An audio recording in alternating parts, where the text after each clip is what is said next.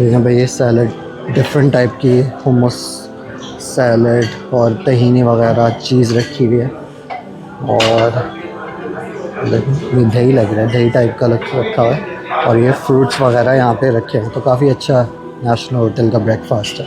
अच्छा भाई, ये नेशनल होटल के ब्रेकफास्ट में कॉफ़ी का सेक्शन है। कॉफ़ी टी वगैरह यहाँ पे आपको मिल जाएगी। और उसके अलावा ये चीज़ें देखें, ये सारे जो है ना लवाजमात भी रखे हुए हैं। भाई ऐसा कुछ दिखता है तल अवीव एयरपोर्ट। वो सामने एक और इजराइल से लोग लैंड कर रहे हैं। और ये है। अस्सलाम वालेकुम। मैंने आखिरी वीडियो अगर आप लोगों ने देखी हो, उसमें जो कि जिसका टॉपिक था कि what can we do for फ़लस्तीन, और फ़लस्तीन के लिए हम लोग क्या कर सकते हैं। तो उसमें आखिरी जो मैंने पॉइंट डिस्कस किया था, वो था फ़लस्तीन विज़िट करने के हवाले से कि आप वहाँ पे जाके विज़िट करें, अल-अक़सा में नमाज़ पढ़ें और वहाँ पे हमारे जो फ़लस्तीनी ब्रदर्स एंड सिस्टर्स हैं उनकी हेल्प भी कर सकते हैं। तो उम्मीद यही है कि इंशाल्लाह, दुआ भी है कि ये जो चल रही है वॉर, वो जल्द ख़त्म हो और हमारे ब्रदर्स और सिस्टर जो गाज़ा में उनकी मुश्किलात हल हों और फिर से दोबारा चीज़ें उनके लिए नॉर्मल की तरफ आएँ। और होपफुली ये जल्द हो सून। आप लोग जो जिस तरह जो कुछ कर सकते हैं इस हाल से, इन टर्म्स ऑफ जो वॉर प्रोपेगेंडा वगैरह कर रहे हैं, चल रहा है, वो करें। जब बेहतर हो जाएंगे ये सारे मामलात, तो डेफिनेटली मुसलमानों हमारे लिए एक इम्पॉर्टेंट साइट है अल-अक़सा। तो वहाँ पे ऑफ कोर्स वो एक ऐसी जगह है कि नॉर्मली मैं आपको बता दूँ, जेरूसलम एक ऐसी सिटी है कि बहुत पीसफुल रहती है। It's a very spiritual city. और one of my favourite cities honestly, पूरे मिडल ईस्ट में, पूरे दुनिया में। तो डेफिनेटली वहाँ पे आप लोग प्लान बनाएं जाने का, और वहाँ पे अल-अक़सा में स्पेशली नमाज़ पढ़ने का। तो इस हवाले से मैं थोड़ा सा बता दूं कि फ्यूचर में जब भी आप लोगों का प्लान हो जाने का, और मुसलमानों का ये क्वेश्चन होता है कि हम लोग कहाँ पे ठहरें, कहाँ पे रुकें। तो अभी जब मैं फैमिली के साथ 3 to 4 वीक्स पहले ही जेरूसलम गया हुआ था, हम लोग गए हुए थे। तो हम लोग जहाँ पे रुके थे वो था नेशनल होटल। तो लोग पूछते हैं डिफरेंट हवालों से कि आप हमें ऐसा होटल रेकमेंड करें जहाँ पे हमें मुस्लिम या तो ओनर्स हो, वहाँ पे ऑफ कोर्स हलाल खाना वगैरह मौजूद हो वहाँ पे, प्लस मस्जिद अक्सा से करीब हो ताकि उनको वहाँ पे मस्जिद में जाने के लिए आसानी हो, वहाँ पे नमाज़ें जाके पढ़ सकें। तो मैं अभी जब हम लोग मार्च में गए थे, तो उस वक्त भी मैं जो ठहरा था वो विक्टोरिया होटल में ठहरा था, जो कि नेशनल होटल, जो जिसके बारे में अभी मैं बात करने वाला हूँ और आपको फुटेज भी दिखाऊंगा उसकी, वो उससे बिल्कुल ही समझ लें 2 मिनट की वॉक पर है विक्टोरिया। और मेरी जो मामू और खाला है वो नेशनल होटल में ठहरी थी। इस दफ़ा मैं नेशनल, और हम लोग नेशनल होटल में स्टे किया था, हम लोग का 2 नाइट्स का स्टे ही था, लेकिन नेशनल होटल था। नेशनल होटल और विक्टोरिया होटल से, जैसा मैंने आपको बताया, सिर्फ 2 मिनट के वॉक पर है। ये जहाँ जिस जगह पे लोकेटेड है वो एक मुस्लिम नेबरहुड है। दोनों होटल्स की जो ओनरशिप है वो मुसलमान रन करते हैं। उसमें कुछ होटल्स जो जेरूसलम में आते हैं उसमें नेशनल होटल, विक्टोरिया होटल और हाशिमी होटल भी देख सकते हैं, जो कि मुस्लिम ओनर्स में हैं। और वहाँ पे काफ़ी टूरिस्ट ग्रुप्स वगैरह डिफरेंट जगहों से आते रहते हैं। जब मैं मार्च में तो गया था तो बड़ा नेशनल होटल में बड़ा लाइवली था। इस दफ़ा जब हम लोग गए थे तो इतने टूरिस्ट वो नहीं आए हुए थे, लेकिन वो मार्च अप्रैल में ख्याल से इनका जनरली जेरूसलम में बिजी सीज़न होता है। तो अच्छा, नेशनल होटल की मेरे ख्याल से ये 4 स्टार शायद होटल में आता है। विक्टोरिया होटल जो है वो 3 स्टार है।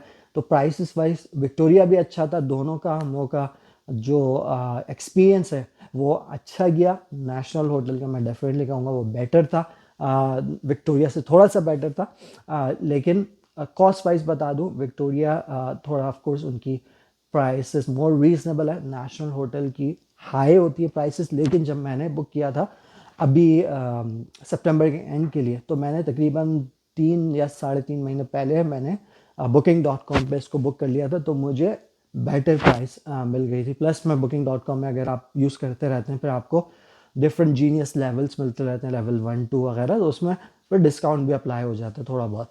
तो वो भी आपको हेल्प करता है अगर आप ट्रैवल कर रहे हैं तो।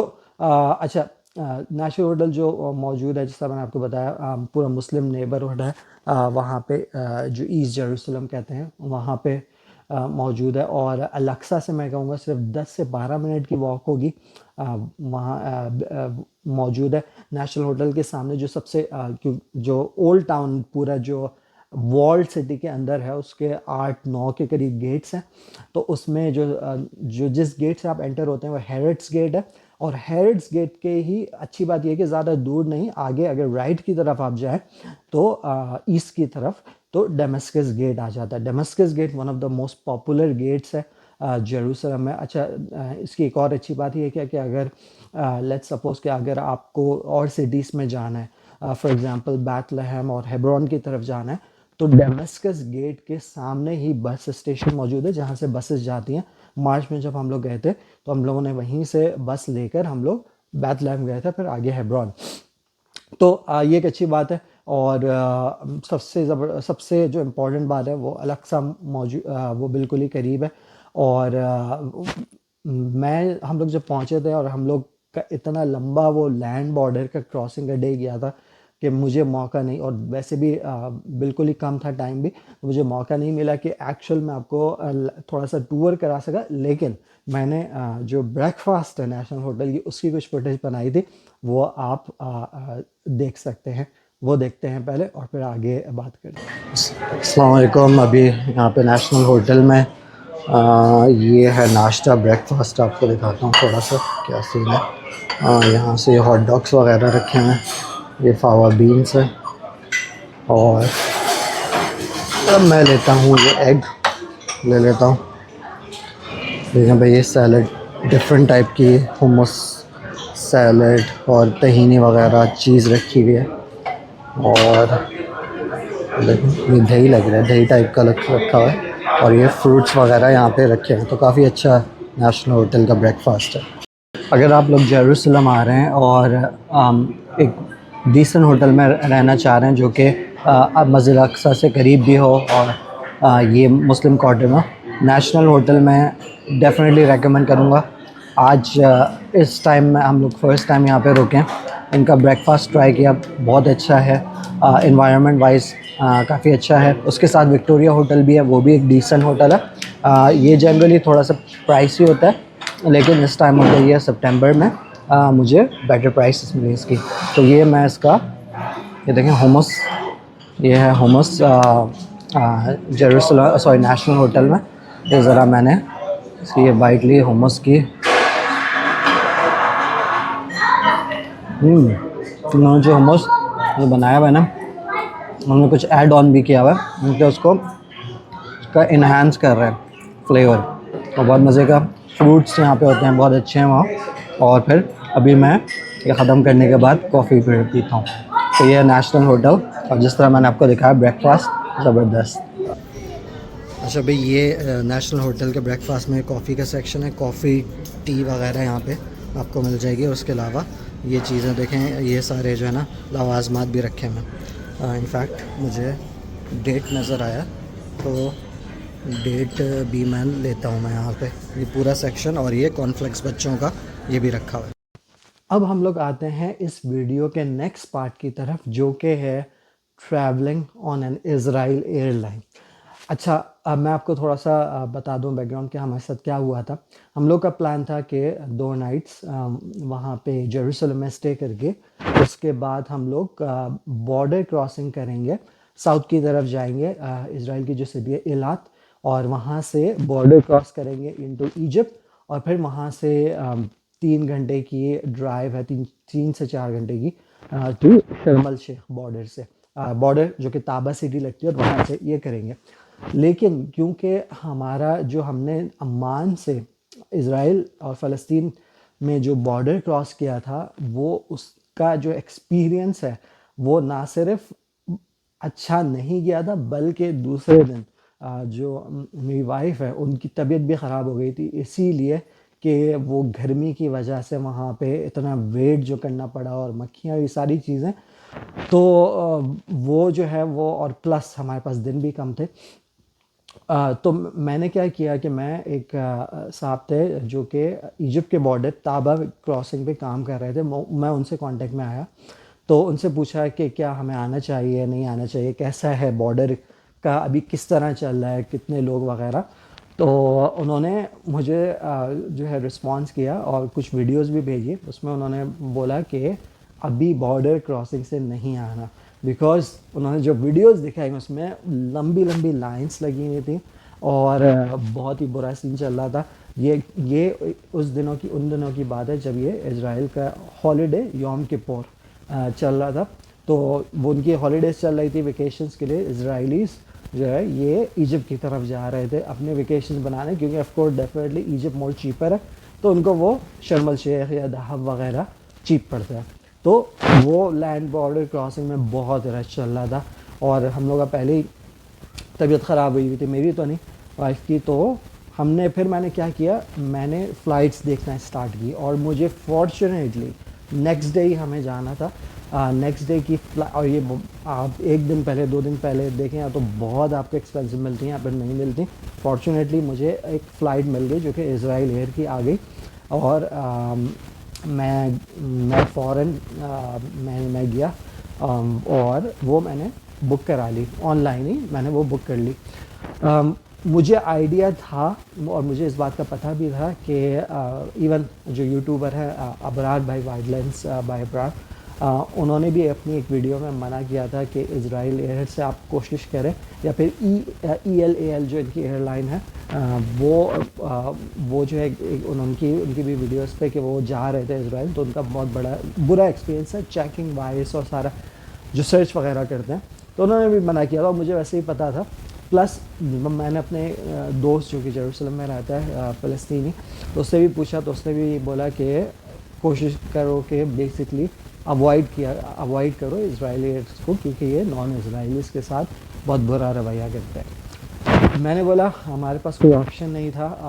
ज़्यादा से ज़्यादा मैक्सिमम क्या होगा, मेरे में भी कपड़े उतरवा लेंगे, स्ट्रिप चेकिंग होगी, यही होगा, राइट।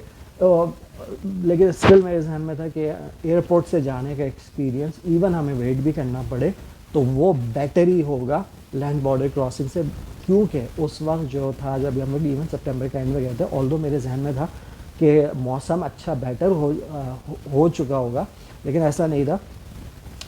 और ये जो सिनाई का जो एरिया है इजिप्ट का, उसमें 35, 37, 38 डिग्रीज तक टेम्परेचर चल रहा था और जो दबा के जो है ना, मतलब गर्मी वाला, स्टिल वो चल रही थी। तो मैंने करा लिया था और हम लोग निकल गए 3.5 घंटे पहले। एटलीस्ट मिनिमम तल अवीव का जो बेन गुरियन एयरपोर्ट है उसमें वैसे ही रेकमेंड किया जाता है कि आप मिनिमम 3-3.5 घंटे पहले पहुंच जाए।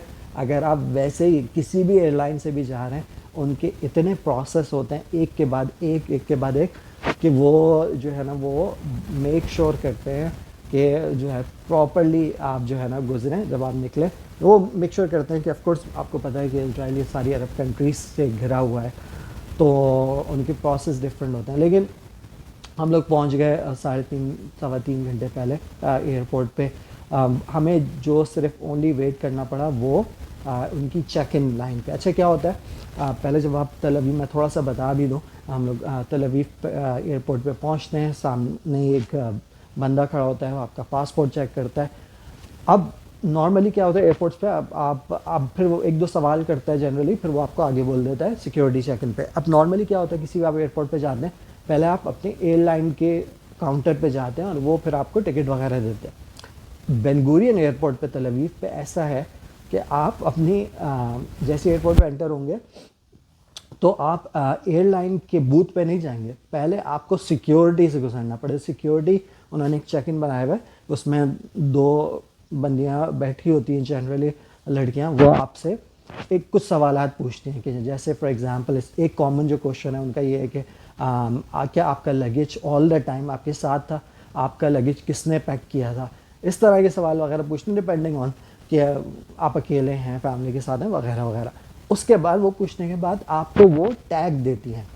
अगर आपको वाइट टैग मिल गया तो इसका मतलब है कि आप क्लियर है, you are good to go. अगर आपको येलो या किसी कोई और टैग मिला, इसका मतलब है कि आपको वो अलग भेज देती है। मींस कि आपकी जो लगेज है उसको खोल के प्रॉपर उसकी चेकिंग होगी। जब मैं मार्च में हम लोग वापस जा रहे थे, जब भी हमें वाइट टैग मिला था, और अभी भी उसने वाइट टैग दे के एयरलाइन के काउंटर, जो कि इजराइल एयर का काउंटर था, वहाँ पे हम लोग चले गए। वहाँ पे लाइन में लगे। वो सिर्फ एक ऐसी जगह थी जहाँ पे हम लोगों को सबसे ज़्यादा टाइम लगा, क्योंकि एक तो लाइन लगी हुई थी, प्लस उनका जो है कुछ देर बाद उनकी जो बेल्ट थी, कुछ प्रॉब्लम आ गई थी टेक्निकल, तो उसमें वेट करना पड़ा लोगों को।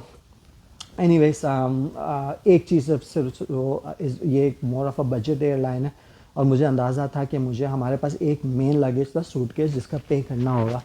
तो उसका तकरीबन मैंने 90 यूएस डॉलर उस वक्त मैंने पे किया, बिकॉज मैंने ऑनलाइन चेक किया था, मुझे कोई ऑप्शन नहीं मिला था, और ज़्यादातर हिब्रू में भी लिखा हुआ आ रहा था इनके जो मुझे टिकट वगैरह मिला था उनकी, और एयरलाइन पे जाकर मैंने चेक किया तो मुझे ऑप्शन पे करने का नहीं मिल रहा था। तो एनीवेज, बैग का सूटकेस का हमने तकरीबन 45 मिनट्स टू 50 मिनट्स तकरीबन वेट किया होगा मिनिमम। उसके बाद हमें टैग वगैरह मिल गए। उसके बाद हम लोग डिफरेंट एक दो तीन चार या फिर 2-3 प्रोसेस होते हैं। आप ऑफ कोर्स अपना हैंड जो लगेज होता है उसको स्क्रीन के थ्रू गुजरता है, फिर आप इमिग्रेशन उनकी जो वो आपको एग्जिट देती है, वो सारी चीज़ें वो बड़ी स्मूथली हमारी हो गई, और हम लोग जो है फिर अपनी एयरलाइन जो है वो अपनी फ़्लाइट का वेट करने लगे। तो हमारा जो एक्सपीरियंस है, मे बी शायद हम लोग निकल रहे हों, आउटसाइड ऑफ इज़राइल जा रहे हो, तो हमारा more of a smooth process गया था, और ऐसा फैमिली भी थे, तो मे बी शायद ये रीज़न हो। लेकिन अगर आप लोग अगर इज़राइल की तरफ जा रहे हो, तो वो डेफिनेटली, इवन मेरे जिस तरह आपको मैंने बताया, फ्रेंड ने भी कहा था कि आप अवॉइड करें जो कोई भी इज़राइल एयरलाइन है। अब मैं आपको थोड़ी सी दिखाता हूँ ये जो फुटेज मैंने जो बनाई थी एयरपोर्ट की, और थोड़ा लेग स्पेस वगैरह मैंने दिखा दिया। और फिर नेक्स्ट ब्लॉग में जो भी जहाँ पे हम लोग पहुँचेंगे इजिप्ट की तरफ, वो फिर आगे वहाँ से कंटिन्यू करेंगे। तो देखते हैं फुटेज। अस्सलाम वालेकुम, क्या हाल है आप लोगों की तबीयत से? भाई अभी मैं बैठा हुआ हूँ यहाँ पे एक्चुअली बस में हम लोग तल अवीव के एयरपोर्ट पे, और ये बस लेके जा रही है हमें प्लेन पे, और ऑन द वे टू शर्म अल शेख। फर्स्ट टाइम है मेरा इज़राइल में ट्रैवल करने का, और मैं आपको दिखाता हूँ तल अवीव एयरपोर्ट। ये देखें, शाम का टाइम हो रहा है, 5:30 बजे के करीब। काफ़ी मतलब बड़ा एयरपोर्ट है यहाँ पे,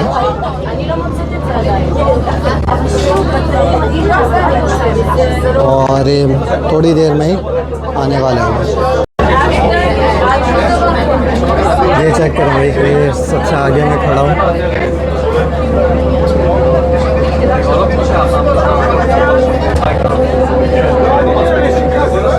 और ये जिस तरह मैंने आपको बताया, इथोपिया की एयरलाइन आई हुई है,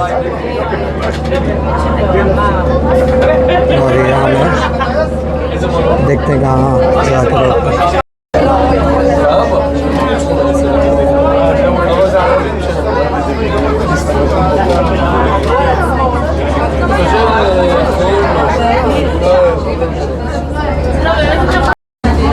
भैया हमारा प्लेन फाइनली इज़राइल एयर का आ गया। तो मेरा प्लेन, भाई ये प्लेन है इज़राइल एयर का।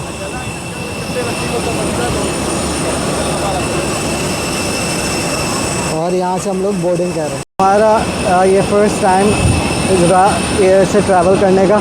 छोटा सा प्लेन है, cargo, more of a cargo type. हम लोग ऑन द वे हैं शर्म अल शेख फ्रॉम तल अवीव। भाई ऐसा कुछ दिखता है तल अवीव एयरपोर्ट।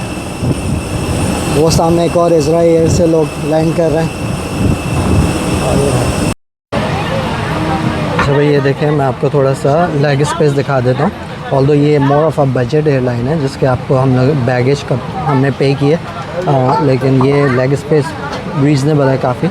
हम लोग 3 बैठे हुए हैं गाइल में, तो ये रीज़नेबल स्पेस है।